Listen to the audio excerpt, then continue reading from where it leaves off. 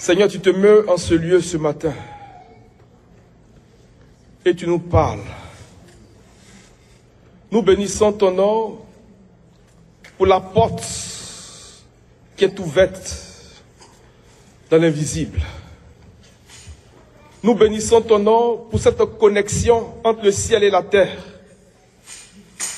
pour appeler à l'existence les choses qui sont dans l'invisible. Seigneur, que ce temps de partage soit pour nous cette porte par laquelle nous appelons à l'existence, Seigneur, les réalités invisibles. Cette porte par laquelle nous rentrons dans l'invisible pour modifier les lois du ciel et pour déclarer des choses et pour les voir s'accomplir dans le visible. Que le ciel de cette assemblée soit verrouillé par l'onction du Saint-Esprit. Que le ciel de cette assemblée soit verrouillé par la puissance du sang de l'agneau. Que l'homme ne parle pas, que la chair et le sang ne parlent pas,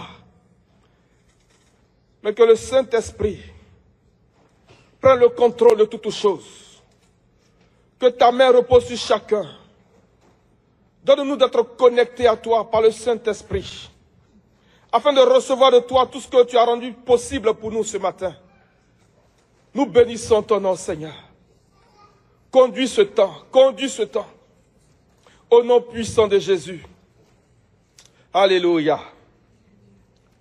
Amen. Je crois que le Seigneur a donné la direction ce matin. On va essayer de ne pas trop parler pour que le frère Daniel revienne, parce que j'avais à l'idée qu'aujourd'hui, on ait vraiment un temps de prière. So, after... C'est bon? Donc après, le frère Daniel va revenir et il va nous conduire encore dans ce temps-là tel qu'il a commencé. L'évangile n'est pas de la théorie. L'évangile est vraiment pratique. Le problème, c'est parce que nous ne connaissons pas les principes que le Seigneur a enseignés pour expérimenter tout ce qui a été rendu possible pour nous. Amen. J'avais cette citation-là que j'avais partagée l'autre jour, mais j'essaie de la traduire ici. Je vais peut-être la lire en anglais. Et puis la sœur, puisqu'elle va traduire ça pour le frère Daniel et puis éventuellement pour nous tous aussi. Amen. I tell you, for I never saw a man get anything from God who prayed on the earth level. If you get anything from God, you will have to pray right into heaven. For all you want is there. For all you want is there. Je n'ai jamais vu un homme obtenir quoi que ce soit de Dieu lorsqu'il prie à partir de la terre. Amen. Ou bien si vous voulez, lorsqu'il prie de façon charnelle.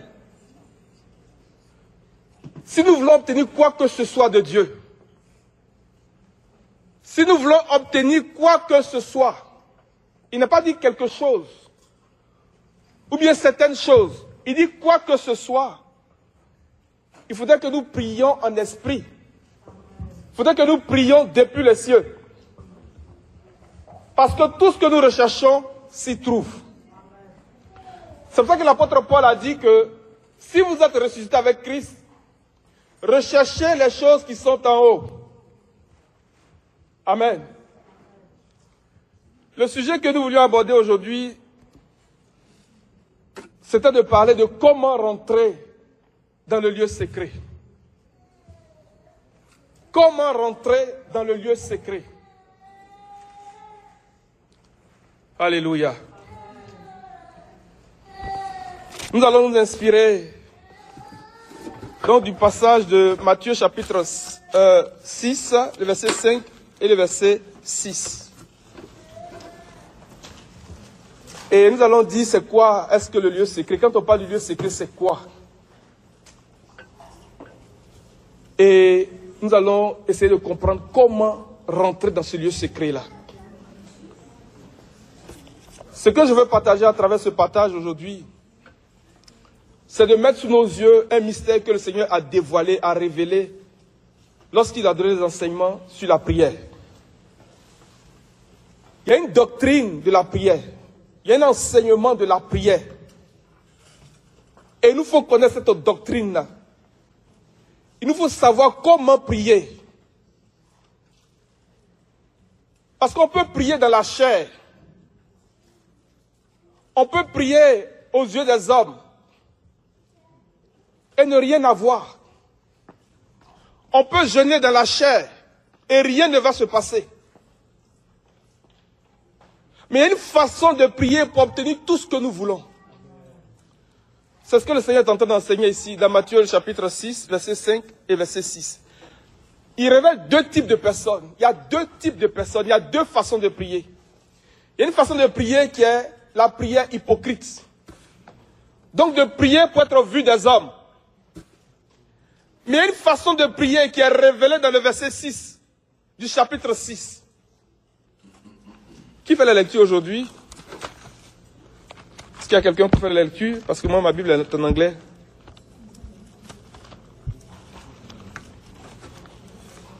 Flamen, tu peux t'approcher pour faire la lecture, s'il te plaît?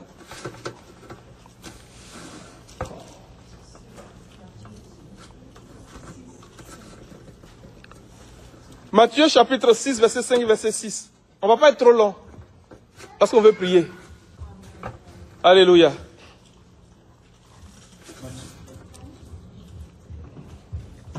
Matthieu 6, verset 5 à 6. Oui.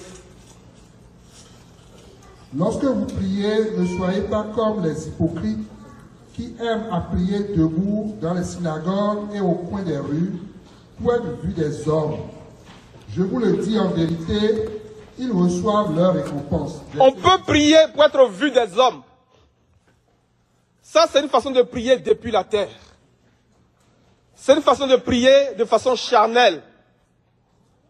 Et lorsqu'on prie de cette façon, on dit au démon sort, il dit je ne sors pas. Et même que le démon va plus loin, il nous répond comme il a répondu aux 7 fils de Shkeva, qui ont dit nous te conjurons au nom de Jésus, sors. Je connais Jésus, je sais qui est Paul, mais qui êtes-vous? Qui êtes-vous? En fait, nous avons une identité dans le monde spirituel. Écoutez-moi bien, les amis. C'est que les enfants sont avec nous, mais écoutez-moi bien. Ce que nous sommes dans le monde spirituel, ce que nous sommes dans l'esprit, et la position où nous nous trouvons dans l'esprit, détermine ce qui va sortir de nous. Détermine comment nous allons influencer notre vie naturelle. Est-ce que vous avez compris ça? Nous avons une identité dans le monde spirituel. Ce que nous sommes dans le monde spirituel et la position où nous sommes, ou bien l'endroit dans lequel nous nous trouvons dans le monde spirituel, va déterminer beaucoup de choses dans notre vie de tous les jours. Donc si dans le monde invisible nous sommes faibles, nous allons subir beaucoup de choses. Si dans le monde spirituel nous sommes comme des poulets sans propriétaire, on va nous prendre faire pécosse. On va l'expliquer, peut-être pour Daniel. Poulet sans propriétaire, ça, il peut comprendre. En Afrique, il y a des poulets qu'on voit qui se promènent, on ne sait pas qui est leur propriétaire. Donc les gens peuvent les attraper pour faire pécosse. Vous comprenez ce que je veux dire? Ce que nous sommes en esprit et la position que nous occupons dans le monde spirituel va déterminer beaucoup de choses dans le monde naturel. Donc il dit au fils de Shkeva, je connais Jésus, je sais qui est Paul, mais vous, qui êtes-vous? Dans le monde spirituel, ils n'étaient rien, ces gens-là. Le démon n'avait pas peur d'eux. C'est pour ça qu'ils ont dit au démon, sors, il dit, je ne sors pas. Ça, c'est une façon de prier depuis la terre, de façon charnelle. Donc le Seigneur nous enseigne un mystère ici, dans la prière. Verset 6, frère, amen. Mais quand tu pries, entre dans ta chambre, ferme ta porte et prie ton Père qui est là dans le lieu secret, et ton Père qui voit dans le secret te le rendra. Il dit, quand tu pries, dans la version ici, il dit, in the secret place. Il dit, ton Père est dans le lieu secret. On a eu une compréhension de ce verset-là qui n'est pas une bonne compréhension. Les gens nous ont fait croire, bien nous-mêmes nous avons cru que quand on prie, c'est d'aller dans notre chambre et fermer la porte. Que c'est de ça que le Seigneur parlait. Ce n'est pas de ça qu'il parle. Alléluia. Il dit Dieu, notre Père, est dans le lieu secret. Tu peux reprendre, frère, amen? Verset 6. Oui. Mais quand tu pries, entre dans ta chambre, ferme ta porte et prie ton Père qui est là dans le lieu secret. Amen. Il dit ton Père est là dans le lieu secret.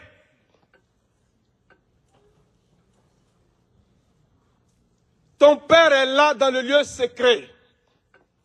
Il dit que c'est là qu'il faut rentrer. Il faut rentrer dans le lieu secret.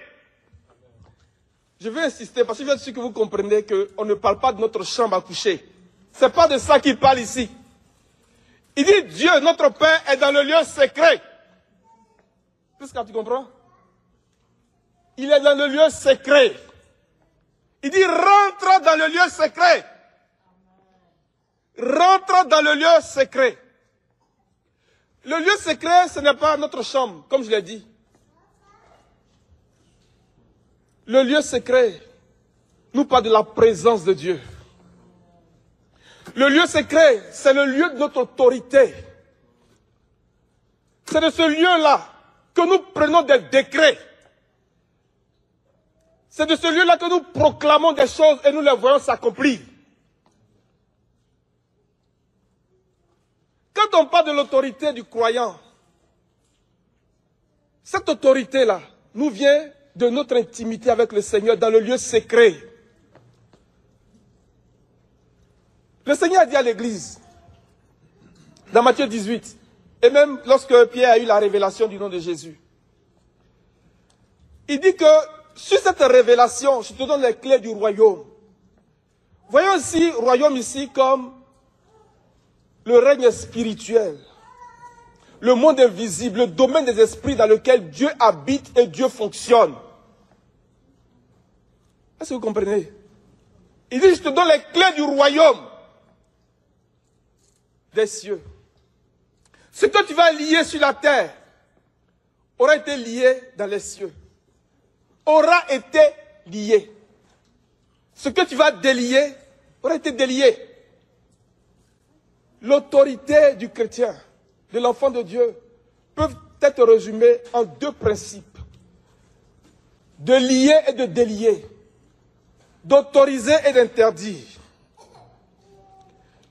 Quand on parle de lier, l'une des définitions que nous avons vues en regardant le Strong, c'est de soumettre à l'obligation d'une loi. Est-ce que vous me suivez? C'est de soumettre à l'obligation d'une loi ou d'un devoir. Quand tu es dans ce lieu secret-là, tu peux soumettre quelqu'un. Tu peux soumettre une autorité. Tu peux soumettre un démon à l'obligation de la loi de l'esprit qui donne la vie. C'est de soumettre à l'obligation, on dit obligation, tu es obligé. Tu veux, tu veux pas, tu es obligé. Et même d'un devoir. C'est ton devoir. Tu vas le faire. Amen. Quand on parle de délier, c'est d'acquitter quelqu'un qui est accusé d'un crime. Le gars a tué. Je prends ça pour qu'on puisse comprendre. Il a commis un crime. Il est coupable de quelque chose. Il dit parce que tu as reçu l'autorité du règne invisible, du monde invisible, tu peux la quitter. Donc tu fonctionnes comme un juge en réalité. C'est une grande autorité. Tu es comme un juge. Une décision de justice peut changer ta vie, mon frère et ma soeur. Une décision de justice peut changer ta vie. L'ordonnance d'une cour de justice peut changer ta vie. Le Seigneur dit qu'il te donne cette autorité-là. Mais quand on va plus loin dans cette définition de délier, donc qui est d'acquitter quelqu'un qui a accusé d'un crime, de le mettre en liberté, ça parle aussi de mettre en liberté un débiteur. Pour ne pas que le créancier vienne réclamer ce qu'il lui doit. Donc tu peux annuler les droits d'un créancier. Puisque c'est trop rapide, tu me fais signe. Parce que je veux que le frère Daniel me suive bien pour la prière tout à l'heure. Et il dit que cette autorité-là, c'est depuis le lieu secret de la présence de Dieu que nous pouvons exercer cette autorité. Mais dans ce lieu secret-là, nous avons la sécurité. Nous avons la protection. Nous avons tout ce qui contribue à la vie et à la piété. Ce n'est pas ta chambre à coucher, parce que tu peux être dans ta chambre à coucher et puis prendre des décrets comme ça. Ce n'est pas possible. C'est une dimension de l'esprit dans laquelle nous opérons. Quand je parle du lieu secret ici, là, les amis, je parle d'une dimension de l'esprit dans laquelle nous entrons, dans laquelle nous fonctionnons et dans laquelle nous opérons. C'est de ça que je suis en train de parler ce matin. Et c'est depuis ce lieu-là que tu peux prendre des décrets. C'est depuis ce lieu-là que tu peux appeler l'invisible dans le visible. C'est depuis ce lieu-là que tu exerces ton autorité. Tu as affaire à quelqu'un. Tu ne parles pas beaucoup. Tu rentres dans le lieu secret. Quand tu ressors, c'est réglé. Alléluia. Amen. Nous allons lire quelques versets pour attacher ce que je viens de dire. Avant de regarder comment on rentre là-bas. Parce que c'est ça le plus important. Il faut rentrer là-bas.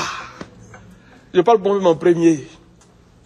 Mais la première fois que je l'ai expérimenté, j'ai dit, waouh Seigneur, depuis toutes ces années, on n'a pas compris. C'est pour ça que nos prières durent longtemps. On peut prier pour un sujet, puis ça prend des années. La femme avait la peine de sang pendant 12 ans. C'est tellement qu'elle a prié. Pendant 12 ans, elle a perdu du sang. Jusqu'à ce qu'elle touche le bord du vêtement du Seigneur.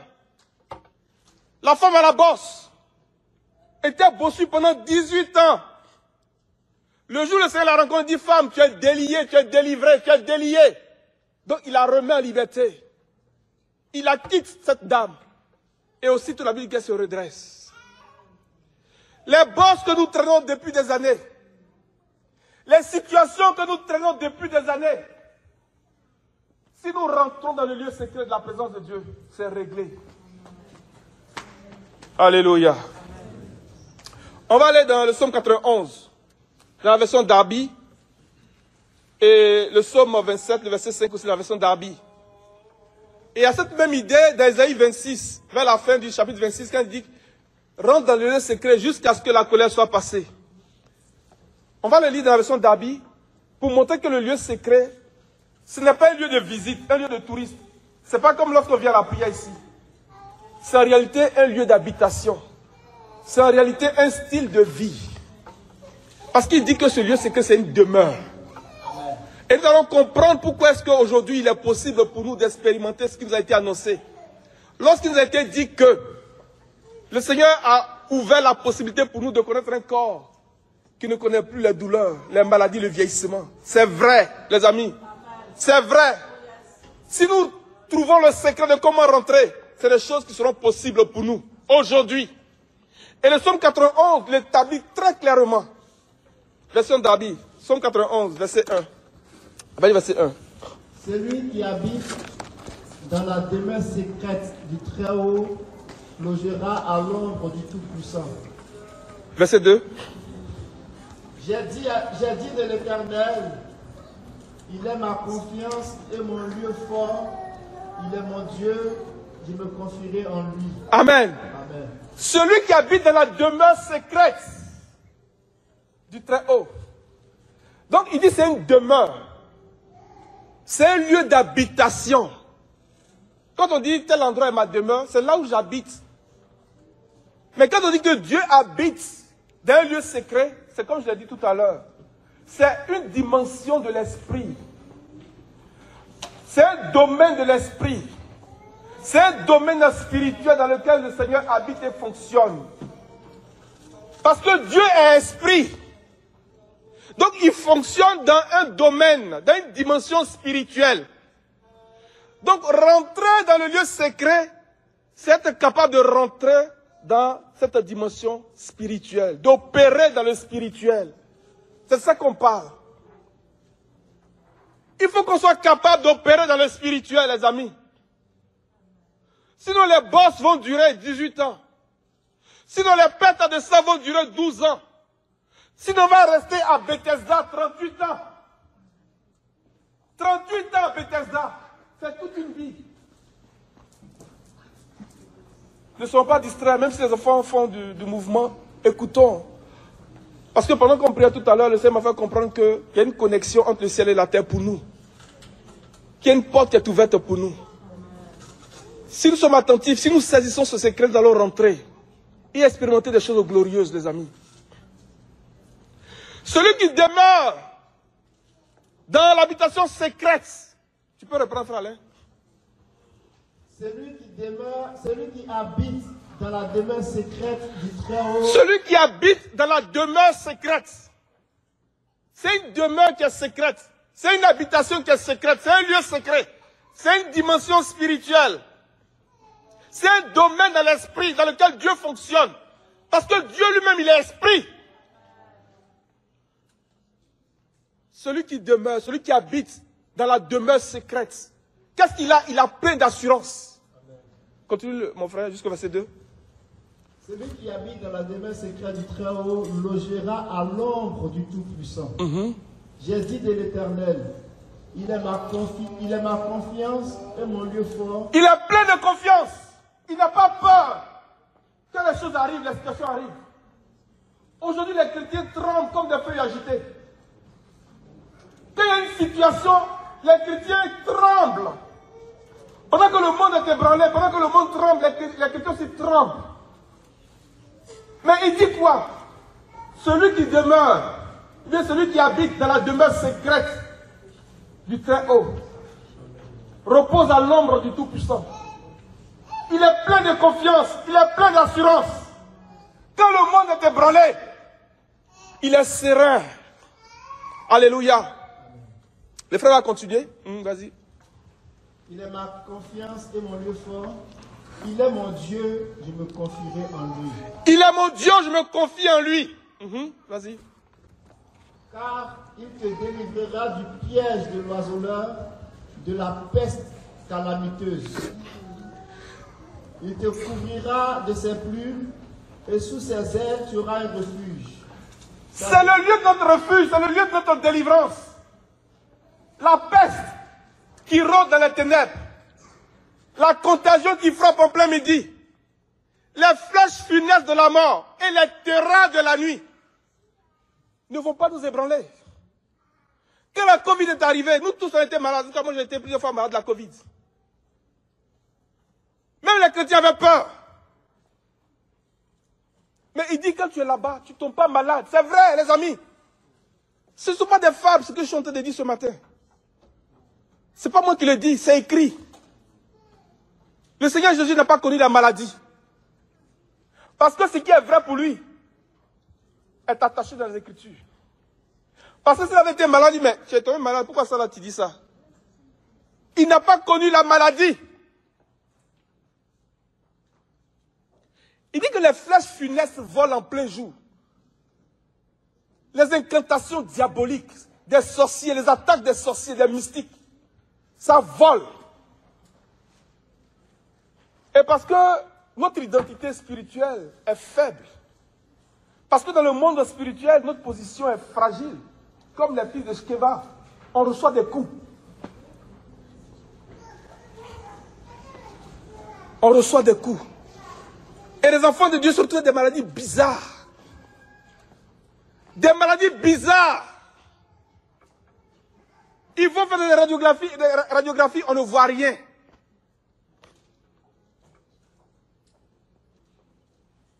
Celui qui habite dans la demeure secrète du Très-Haut. Amen. C'est le lieu où le Seigneur nous révèle ses secrets.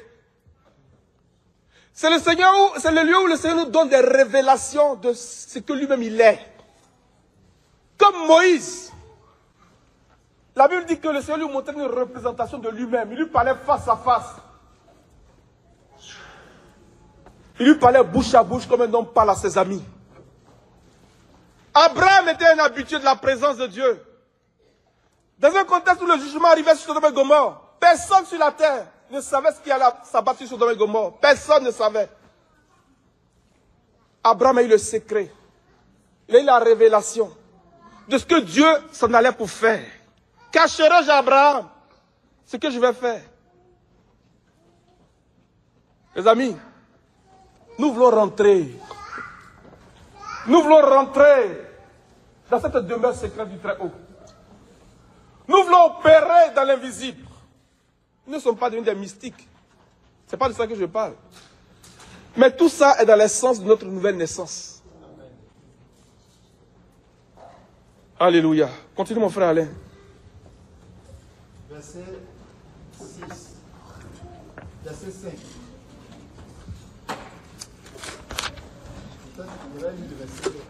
Ouais, vas-y. Il te couvrira de ses plumes et sous ses ailes tu auras un refuge. Sa vérité sera ton bouclier et ta rondage.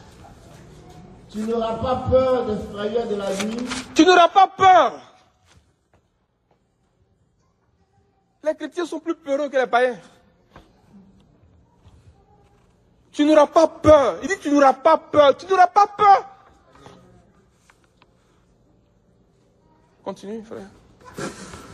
Ni de la flèche qui vole de jour, ni de la peste qui marche dans les ténèbres, ni de la destruction qui dévaste en plein midi.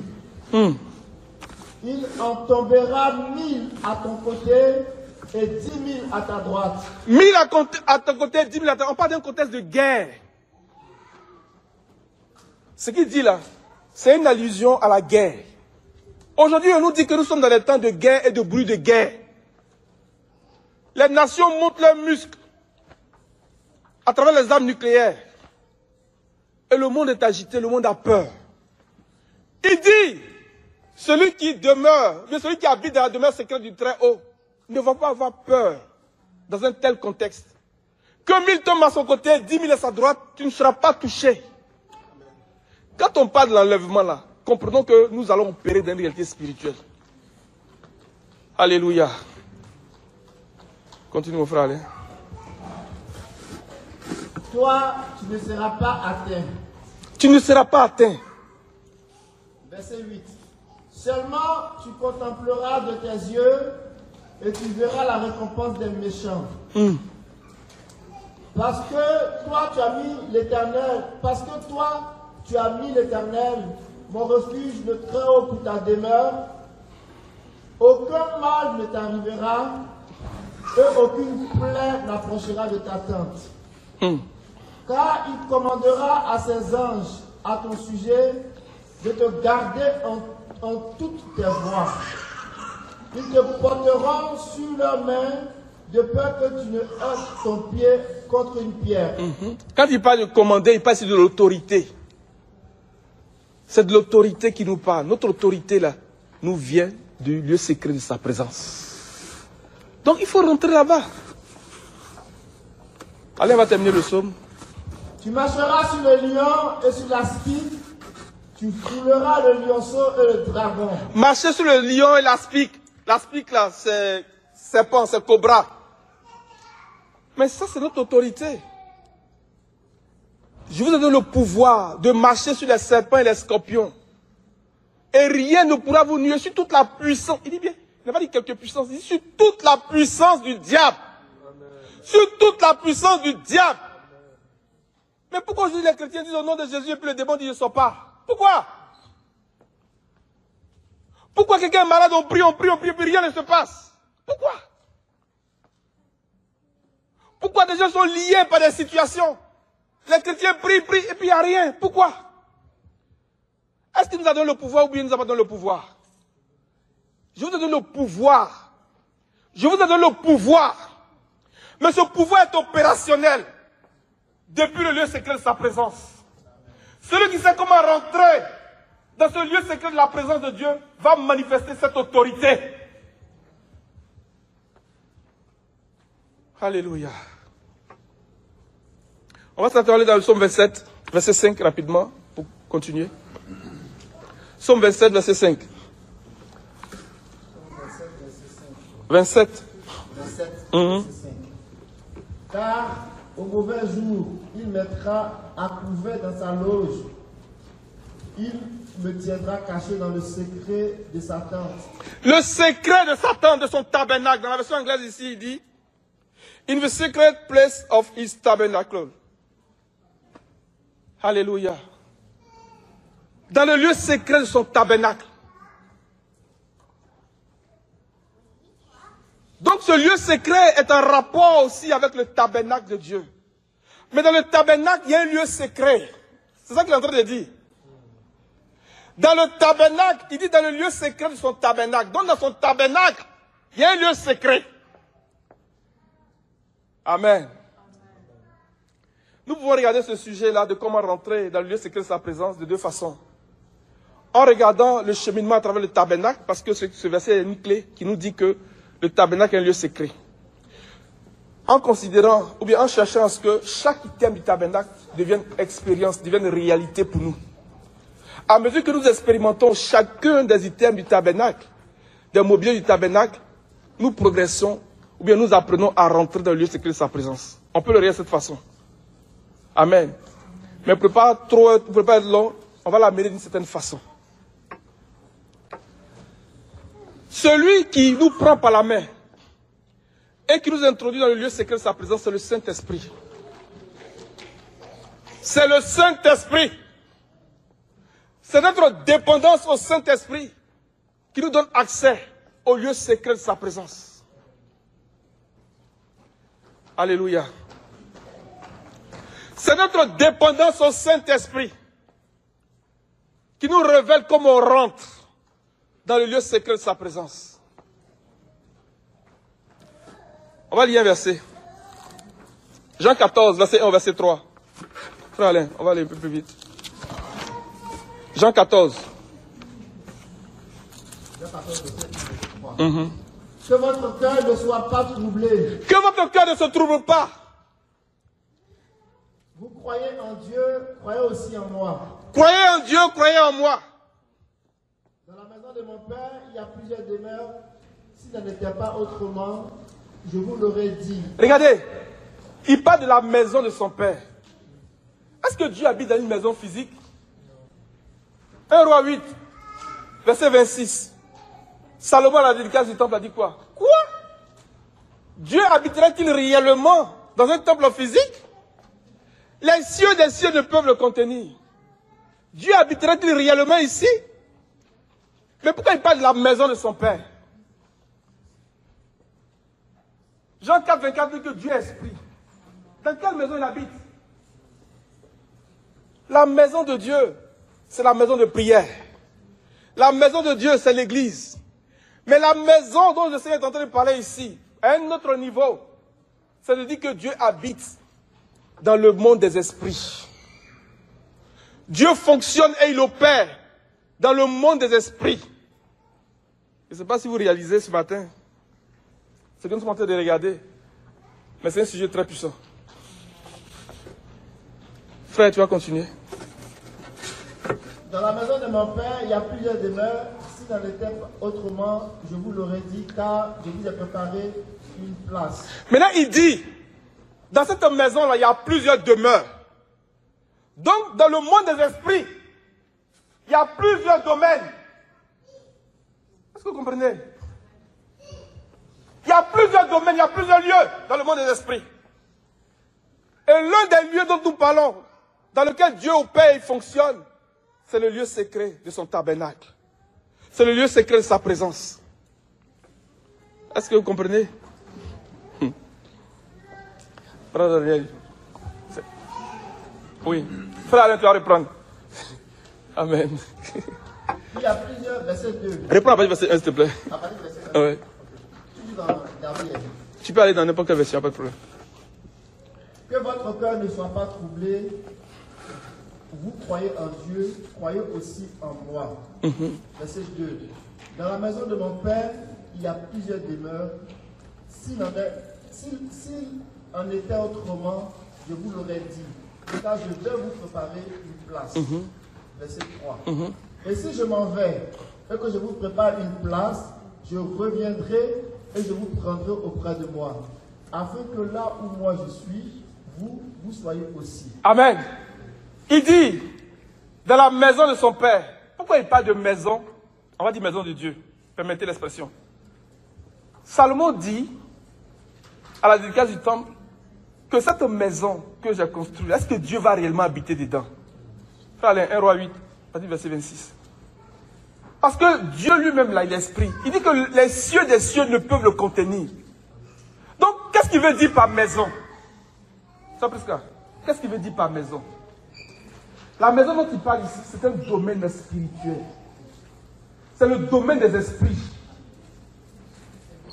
Maintenant, dans ce domaine des esprits-là, il dit qu'il y a plusieurs demeures. Il y a plusieurs places. Il y a plusieurs façons de fonctionner. Il y a plusieurs réalités. Dans ce domaine des esprits, dans le monde des esprits, là. Dans le monde invisible, il y a plusieurs demeures. Et l'une des demeures dans laquelle Dieu habite et fonctionne, c'est le lieu secret de sa présence. C'est le lieu secret de son tabernacle. Donc il dit qu'il va nous préparer une place et il reviendra et nous prendra. Mais le Seigneur est revenu de la personne du Saint-Esprit. Le Seigneur est revenu de la personne du Saint-Esprit. C'est le Saint-Esprit qui nous prend et qui nous transporte dans le règne spirituel, dans le monde des esprits, qui nous rend accessibles au lieu secret de la présence de Dieu. C'est le Saint-Esprit. Par la foi, nous rentrons et nous opérons dans le domaine spirituel. Alléluia. Que votre cœur ne te trouble pas. Si tu as peur aujourd'hui, mon frère, ma soeur, si tu es troublé, cherche à rentrer dans le lieu secret de sa présence. Vas-y, frère Alain. 1 Roi 8, oui. À partir du verset 2. Oui. Et maintenant, ô Dieu d'Israël, je te prie que tes paroles que tu as dites à ton serviteur David, mon père, soient fermes. Mais Dieu habite-t-il vraiment sur la terre? Voici les cieux et les cieux des cieux ne peuvent te contenir. Combien moins cette maison que j'ai bâtie? Amen. Amen. Donc la maison de Dieu, quand on reprend les pensées prophétiques, c'est la maison de prière. Nous entrons par la prière. Et c'est le Saint-Esprit qui nous fait rentrer. Lorsque nous prions par l'Esprit, nous rentrons. Alléluia. Amen. On va aller dans le psaume 46, verset 5, verset 6. Pour encore attacher ça. Enlevons de notre tête que la maison de Dieu, lorsque le Seigneur parlait dans ce chapitre 14 de Jean, c'est une maison qui est au ciel, en or. Donc donne ton argent, donne ta dîme. On te construit ta maison là-bas. Il reste un peu à mettre le toit, tu n'as pas encore donné beaucoup. C'est pas vrai. Psaume 46, verset 5, verset 6. Psaume 46, verset 5 à 6. Il y a un fleuve dont les ruisseaux réjouissent la ville de Dieu, le saint lieu des demeures du Très-Haut. Il y a un fleuve qui fait écho à Genèse chapitre 2, verset 10. Un fleuve à 4 bras qui réjouit les demeures. Donc dans ce domaine spirituel-là, il y a plusieurs réalités. Amen. Dans le monde des esprits, dans lequel Dieu fonctionne et opère, il y a une façon de rentrer. Il y a une façon d'opérer. C'est par le Saint-Esprit d'abord. Il vient comme un fleuve. Il vient comme un fleuve. Il vient comme un fleuve. Alléluia. Le psaume 49, verset 8 dit que les flots de tes cascades passent sur moi. C'est comme le baptême de l'Esprit. Alléluia. C'est par le Saint-Esprit que nous rentrons dans cette réalité. Est-ce que nous avons compris ça? Maintenant, lorsque nous rentrons là-bas, qu'est-ce qui se passe? Ce que nous allons voir maintenant va nous permettre de comprendre que nous sommes vraiment rentrés là-bas. Comment je sais que je suis vraiment rentré là-bas? Ma façon de prier va changer. Je ne vais plus prier avec mon intelligence. Le Seigneur va me donner des paroles. Il va me donner des paroles. Il va me donner des images, des visions. Le Seigneur va me révéler des choses. Et je vais prier avec ça. Quand je commence à prier avec les paroles que Dieu me donne, j'appelle l'invisible dans le visible. Oh Dieu. Matthieu 10, verset 27. Et le psaume 78, verset 2. On va lire rapidement, frère Alain. Verset 27.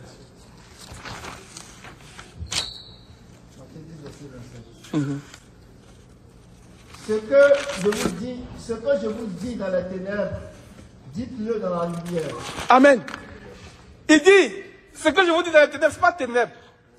Ce que je vous dis dans le lieu secret, bravo Daniel, tu m'as compris? Ce que je vous dis dans le lieu secret, apportez-le à la révélation, à la manifestation. Dites-le dans la lumière, révélez ce que je vous dis. Ce que Dieu nous dit, là, quand on rentre là-bas, il nous donne des paroles, mais il dit que ce sont des paroles qui sont comme obscures, ce sont des mystères. Ce qu'il dit là, ce sont des mystères. Et le psaume 78, verset 2 explique ce qu'il dit ici, dans Matthieu 10, verset 27. Ce sont des mystères. Quand quelqu'un parle en esprit, c'est des mystères qu'il dit. Alléluia. Mais des fois, quand on parle en esprit, notre esprit doit se promener. Parce qu'il y a un enfant qui fait du bruit autour de nous. Mais il y a un moment donné où ça switch. Il y a un moment donné où ça devient autre chose. C'est ma prière pour moi-même d'abord. Et je prie pour vous aussi. Psaume 78, verset 2. J'ouvrirai ma bouche en parabole. J'annoncerai les énigmes. Les énigmes. Des jours d'autrefois. Dans notre version, des paroles obscures. Des mystères. Les énigmes sont des mystères. Quand tu es rentré là-bas, le Seigneur va te dévoiler des mystères. Des paroles mystérieuses. Amen. Prononce ces paroles, mon frère, ma soeur. Déclare ces paroles. Déclare ces paroles. Les choses vont changer dans ton naturel. Les choses vont changer dans ton environnement, dans ta vie, dans ta situation. On va lire deux autres versets. On va prendre Daniel chapitre 7, à partir du verset 9. Verset 9, verset 10. Allez voir ce qui se passe ici.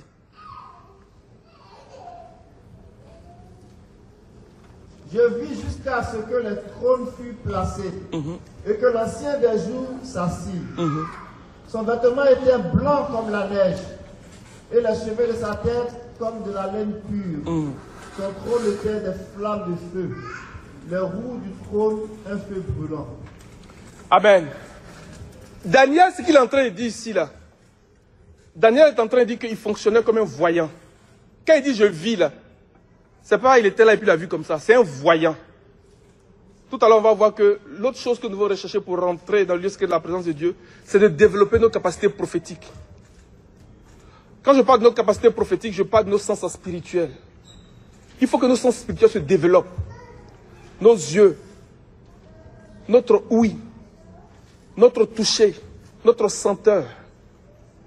Il faut que ça se développe.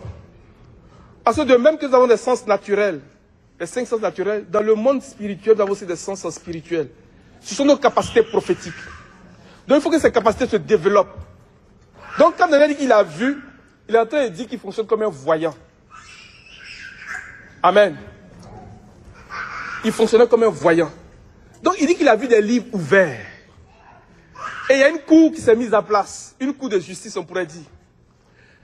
Mais tu ne peux pas aller plaider dans une cour de justice si tu n'as pas fait d'études de droit. Si tu ne connais rien au droit. Chaque domaine a son langage. Donc, il faut connaître le langage des juristes pour plaider. Des fois, quelques-uns ont été condamnés parce que leurs avocats étaient incompétents. Et des coupables ont été acquittés parce que leurs avocats étaient vraiment compétents. Quand on rentre dans cette présence de Dieu, le Seigneur va ouvrir des livres pour nous. Les livres ici, c'est la révélation de la parole de Dieu. Les secrets vont s'ouvrir. Les amis. Les secrets vont s'ouvrir, les livres vont s'ouvrir. Mais les livres contiennent quoi? Des décrets, des lois. Parce que vous voyez dire que la cour s'est assise, la cour s'est mise en place. Il parle d'un contexte de justice. Et dans un contexte de justice, on parle de quoi? On parle de loi. On parle de décrets. Est-ce que vous comprenez? Le Seigneur va nous donner des décrets. Lorsque dans le chapitre 4 de Daniel, il dit que c'est un décret des veilleurs. Mais c'est des gens qui ont accès à cette cour-là. C'est des gens qui savent ce qui est écrit dans les livres de justice. C'est des gens qui connaissent les lois. Hey! Assuérus est en train de faire ses affaires. Vashti a désobéi. Il a appelé les sages.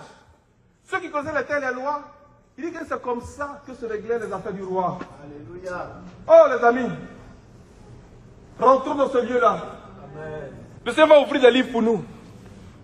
Des livres qui racontent notre histoire. Ton histoire est écrite dans un livre. David a dit dans le psaume 139, avant que je ne naisse, tous les jours de ma vie étaient inscrits dans ton livre. Il y a un livre qui raconte l'histoire de ta vie, mon frère. Il y a un livre qui raconte l'histoire de la vie de ta famille.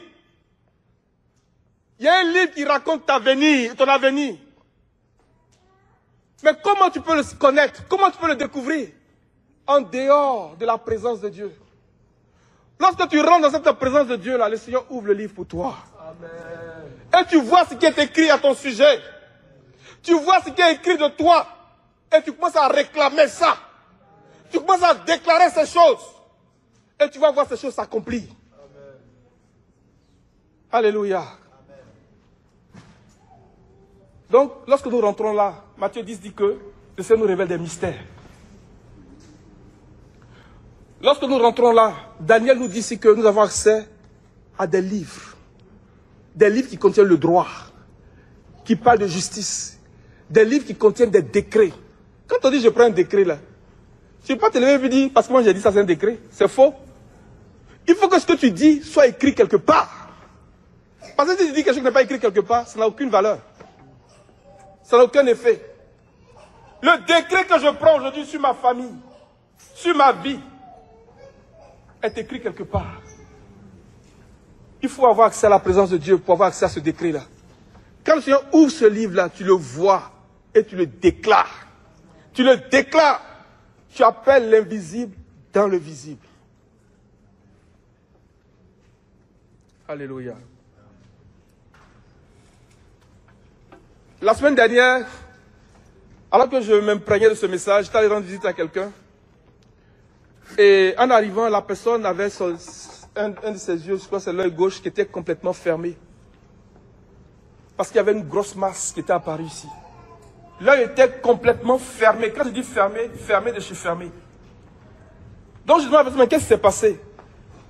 La personne me dit, c'est pas la première fois que ça lui arrive. Que là, elle a un rendez-vous pour une intervention chirurgicale. J'ai dit, annule le rendez-vous. Que je vais prier pour toi. La personne m'a dit, non, c'est pas nécessaire, parce que j'ai déjà pris mon rendez-vous, ils vont régler ça. J'ai dit, tu m'arrêtes ça tout de suite. Allons-y, je vais prier pour toi. Bon, comme il y a beaucoup de familiarité et tout, la personne m'a écouté.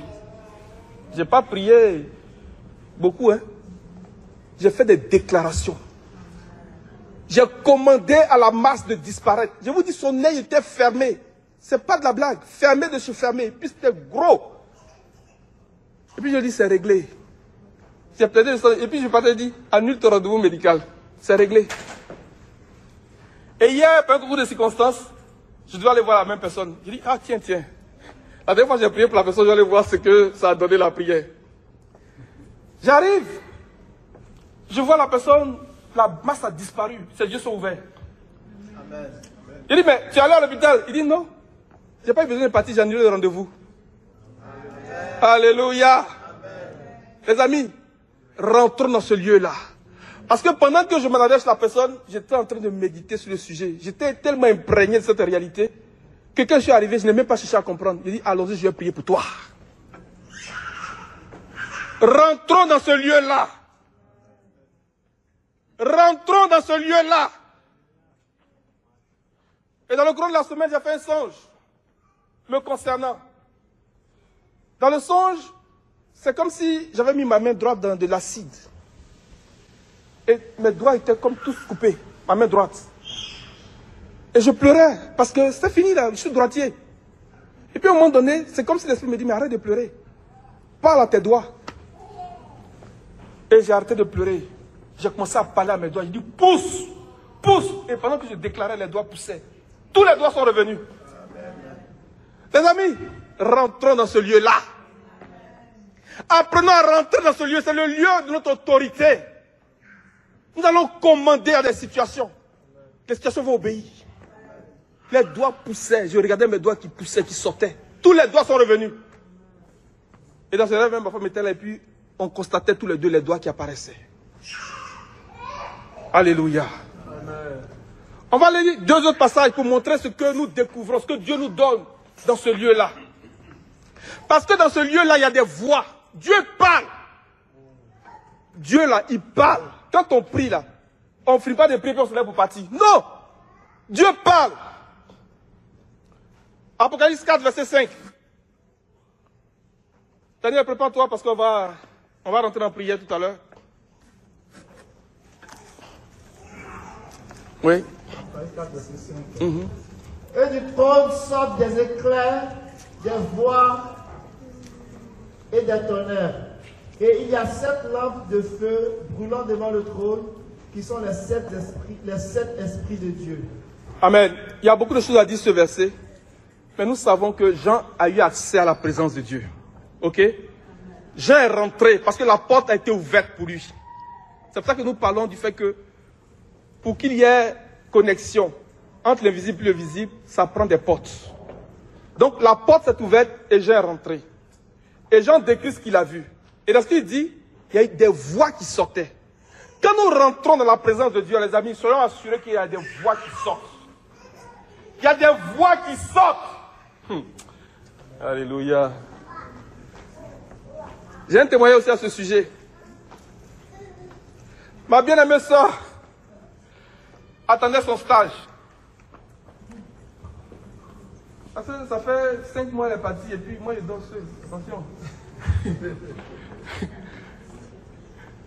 Et c'était bloqué. On dit mais c'est sérieux, c'était bloqué. Parce que ça devait se faire ici. Et puis c'était bloqué. Quand elle dit bloqué, je suis bloqué. Elle a commencé à paniquer. Moi aussi je voyais que si ça ne se règle pas, c'est pas bon pour moi. Je suis rentré dans ce lieu-là, les amis. Je n'étais pas un jeune, hein. Je suis rentré dans ce lieu-là. Le Seigneur m'a donné des paroles. Tout ce que je n'avais pas, c'est où tu veux faire ton stage. Dans quel département tu veux ton stage. C'est ce que je n'avais pas. Je l'appelle. Je dis, mais c'est où même tu fais ton stage. Et dans quel département. Elle me dit, tant. Elle dit, ok. Je suis rentré. Je suis rentré, j'ai déclaré les paroles. C'était peut-être vers 8 heures. À midi, elle m'appelle. Elle dit, ils m'ont appelé. Amen. Vous vous amusez, hein? Vous vous amusez. Elle dit, ils m'ont appelé. Mais pour montrer que ce n'est pas une coïncidence, la façon dont ils l'ont appelé, c'est ça qui est intéressant. Parce que les gens qui appellent les stagiaires ne rentrent pas directement en contact avec les stagiaires. Ils passent par quelqu'un. Mais là, c'est la personne même qui est là-bas qui l'appelle directement. Est-ce que tu es intéressé? Parce que la personne qui devait lui parler là, on ne sait pas où elle est rentrée. La personne rentre en contact avec elle directement. Parce qu'habituellement, quand l'étudiant appelle, on lui dit, mais tu es qui toi? Tu es qui toi? Je ne te connais pas. Mais elle-même l'appelle, vous dit, mais est-ce que tu es intéressé? Elle m'appelle, elle dit, m'appelle, il dit, attends un peu. Les amis, rentrons là-bas. Parce qu'il y a des voix. Et j'ai entendu comment il fallait prier. C'est ça que je vais dire quand je passe dans ce témoignage. Comment il fallait prier. Tout ce que je n'avais pas, le lieu, le département. C'est ce que je n'avais pas. Donc il demande, mais toi, tu veux quoi même? Mon frère, qu'est-ce que tu veux? Où tu veux travailler?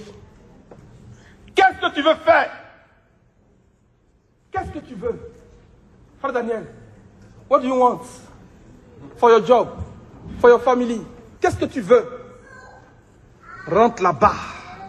Rentre là-bas. Tu vas entendre des voix. Il y a des voix qui sortent du trône. Quelles sont ces voix maintenant? Frère Daniel et frère Alain. Hébreux 12, verset 22, verset 24. Écoutez très bien ce passage, c'est très important. Hébreux 12, verset 22, verset 24, va nous donner des voix que nous entendons dans le trône, devant le trône, qui sortent du trône, dans la présence de Dieu. Il y a des voix, les amis, il y a des voix. C'est vrai, il y a des voix. Mais vous êtes venus à la... Hébreux 12, à partir du verset 22. Mais vous êtes venus à la montagne de Sion. Attends, dans notre version, j'aime d'autres traductions qui disent, vous êtes arrivés ici. Vous êtes arrivés ici. Considérons que nous sommes arrivés dans le lieu secret de sa présence. Écoutez, il dit, vous êtes arrivés ici. Cette version dit, vous êtes venus ici. Mais vous êtes arrivés ici. Vous êtes rentrés dans le lieu secret de sa présence. Et qu'est-ce qui se passe?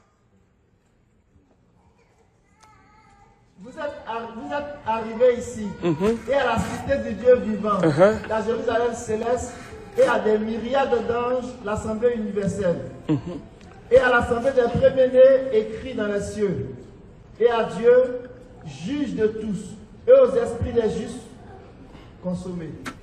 Parvenus. Et à Jésus, médiateur d'une nouvelle alliance, et au sang d'ascension qui parle mieux qu'Abel. Amen. Ce que l'auteur aux Hébreux dit ici, là, sont des voix.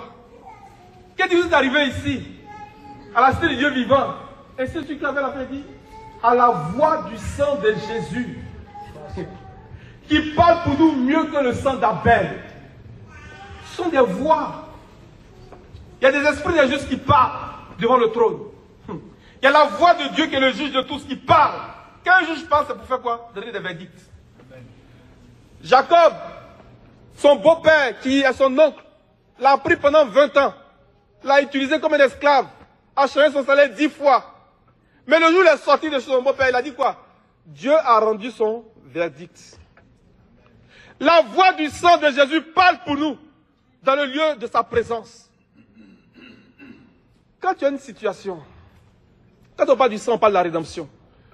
Tu as une situation, cherche une voix qui sort du trône. Dieu donne une voix. Il y a la voix, les amis, c'est vrai.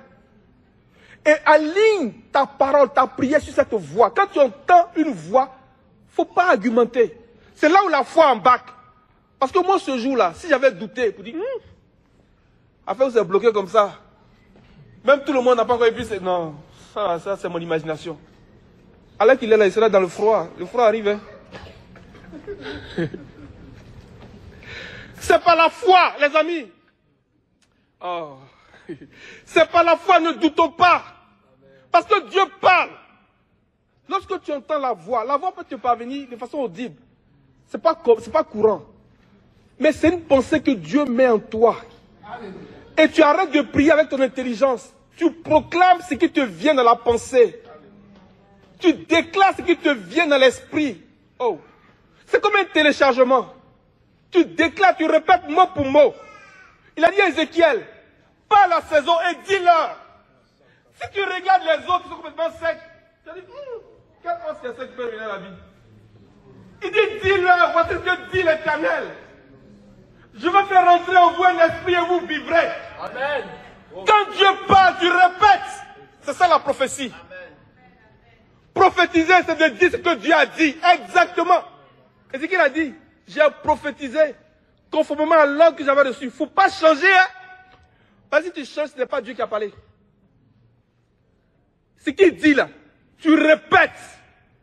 Tout ce que je n'avais pas, c'était le lieu et puis le département. J'ai répété. Je n'étais pas un jeune, j'ai répété. Alléluia.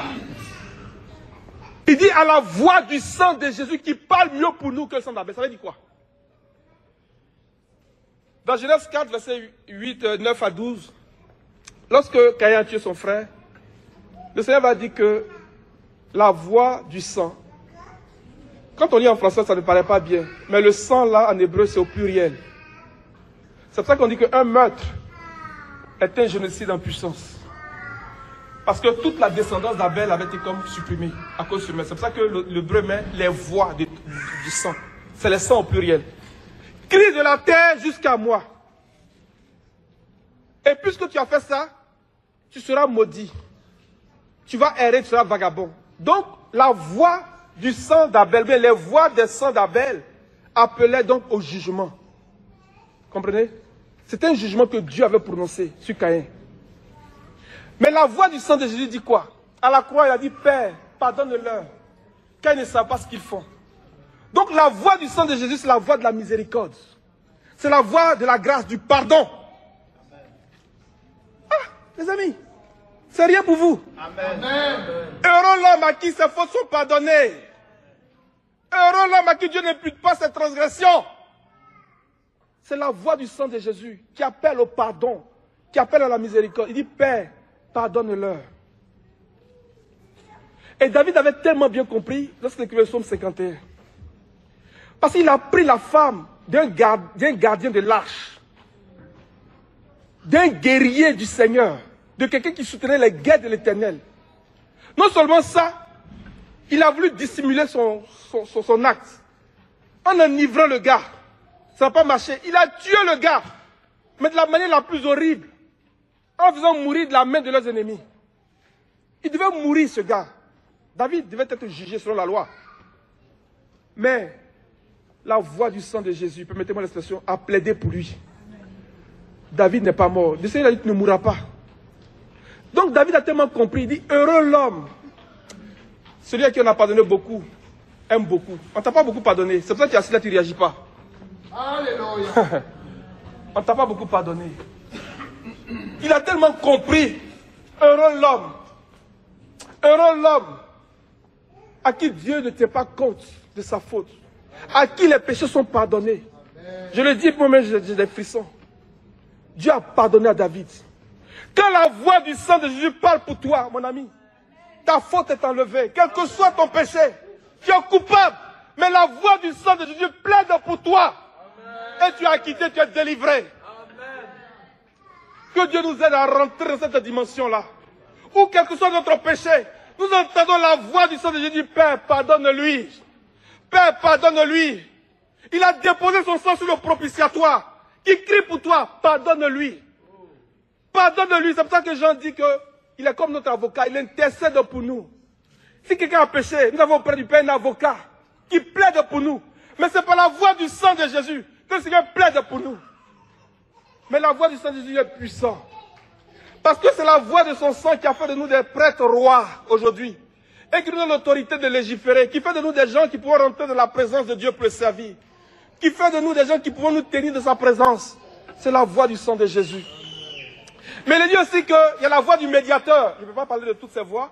Je vais donner ces deux. La voix du médiateur, c'est quoi? Un médiateur, c'est quelqu'un qui intervient en deux parties pour les mettre d'accord. Dans un cas de conflit, par exemple. Donc le Seigneur intervient entre Dieu et nous. Pour nous mettre d'accord sur ce que Dieu est. Et ce qu'il recherche. Sa sainteté, sa pureté, sa beauté. Dieu veut que nous soyons comme lui. Donc le médiateur travaille entre lui et nous. Pour nous amener à réaliser ce que Dieu veut. C'est dans ce lieu-là que nous avons la victoire sur le péché. Quand tu n'arrives pas à te défaire d'un péché, mon frère. Quand tu n'arrives pas à te défaire d'un péché, rentre dans ce lieu-là. Oh. On lutte avec le péché, c'est inutile. Rentre dans ce lieu-là. Regardez, dans Hébreux 11, la Bible parle de Moïse. On dit qu'il parlait à Pharaon comme voyant celui qui est invisible. Il y a un lien entre le fait de voir l'invisible, d'opérer dans l'invisible, et notre vie de sainteté, notre vie de pureté. Il y a un lien, il y a un lien. Moïse n'a pas eu peur de Pharaon. Il n'a pas aimé l'opprobre, il n'a pas aimé le péché de l'Égypte. C'est ça qui est dit dans Hébreux 11. Parce qu'il parlait comme voyant l'invisible. Quand tu opères dans cette dimension, mon ami, tu luttes plus avec le péché. Parce que les réalités invisibles sont passagères, mais les réalités invisibles sont éternelles. Amen. Que Dieu ouvre nos yeux, les amis. Amen. Nous sommes devenus trop charnels. On regarde trop les choses de la vie. Les petites sodomites, les petites madianites. Et puis ça nous fatigue. Mais voyons celui qui est invisible. Amen. Voyons les réalités spirituelles. Elles sont éternelles, les amis. C'est dans le lieu secret de sa présence. Le temps est parti, je vais abréger. Donc, nous avons dit comment rentrer. Nous rentrons par le Saint-Esprit, par la foi. Et quand nous rentrons, ce que nous avons accès au mystère. Les paroles obscures, les paroles mystérieuses qui nous viennent par l'Esprit. Mais qui nous viennent aussi par des visions. Parce que les visions, les sons sont des énigmes. Amen. Mais nous entendons aussi. Nous sentons. En fait, l'odorat spirituel, c'est ce qu'on appelle le don du discernement. Le don du discernement, parmi les 9 dons, c'est l'odorat spirituel. Et le mot, comme on n'a pas le temps, le mot qui a été traduit par discernement, c'est comme lorsqu'un juge donne son verdict. C'est-à-dire que quand tu as le don du discernement, ou bien quand tu as le discernement des esprits, tu prends des décisions comme si un juge avait tranché dans une affaire. Est-ce que vous comprenez? C'est un don très puissant. C'est vraiment un don très puissant. Et on peut même sentir, il y a des odeurs dans le monde spirituel. J'en ai senti souvent. Il y a des odeurs. Tu sais que tu es dans la présence, c'est une odeur agréable. C'est une bonne odeur. Amen. Donc nous avons parlé de l'esprit, nous avons parlé de la foi, c'est par la foi que nous opérons. Et le point sur lequel je vais terminer rapidement, c'est nos capacités prophétiques. C'est nos capacités prophétiques. Nos capacités prophétiques sont nos sens spirituels. De même que nous avons des sens physiques naturels, nous avons aussi des sens spirituels. Et c'est dans le développement, dans l'exercice de ces sens-là, que nous développons cette habitude de rentrer facilement. C'est un exercice, c'est un apprentissage. Quand les enfants sont petits, on voit comment ils apprennent à marcher. Ils tombent, se relèvent. Même avec les mains, c'est comme des robots. On les stimule pour qu'ils aillent saisir les objets. C'est comme ça. Nos sens prophétiques, nos sens spirituels sont comme ça. Mais se trouvent dans les sens de notre nouvelle naissance. Donc quand nous naissons de nouveau, parce que le Seigneur a séparé, je veux dire, il a renversé le mur de séparation entre le ciel et la terre. Lorsque le voile épais a été déchiré, nous avons accès. Mais il nous faut nous exercer. Donc ça commence par une prise de conscience. Soyons conscients de nos sens prophétiques. Hey. Mon frère, faut être conscient que tu as des yeux spirituels. Faut être conscient que tu as un odorat spirituel. C'est en toi. Parce que tu es né de nouveau, tu n'es pas de la terre, tu es du ciel, il faut être conscient de ça. Mais quand tu es conscient de ça, c'est de commencer à t'exercer, à travailler avec. Mais c'est pas la foi. Parce que quand ça vient, on va dire, ah, ça là c'est mon imagination. Non. Moi je ne peux pas comprendre que je suis en train de prier le Seigneur, quelque chose vient dans mon esprit, dit, ça c'est le diable. Non, non, non. Je suis en train de prier Dieu. Je suis en train de prier. Et puis quelque chose me vient à l'esprit. Et Dieu dit, ça c'est mon imagination. Non, non, non, c'est pas mon imagination. Si je me trompe, Seigneur, c'est toi. C'est aussi simple que ça. Et si ça ne vient pas de Dieu, ou bien si c'est parce que le Seigneur veut que nous fassions, il va s'arranger. Il va faire concourir les choses pour nous mettre sur le droit chemin. Amen.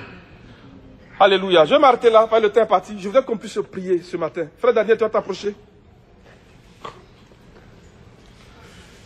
Dans ce qui a été dit, le point principal, qui est le sujet de la méditation, c'est comment rentrer dans le lieu secret de sa présence. Et si nous reprenons le texte qui a été lu, le premier sujet, c'est vraiment dans la pensée de ce texte-là. Frère Daniel, il faut venir. Le premier sujet, il dit, I tell you, for I never saw a man get anything from God who prayed on the earth level.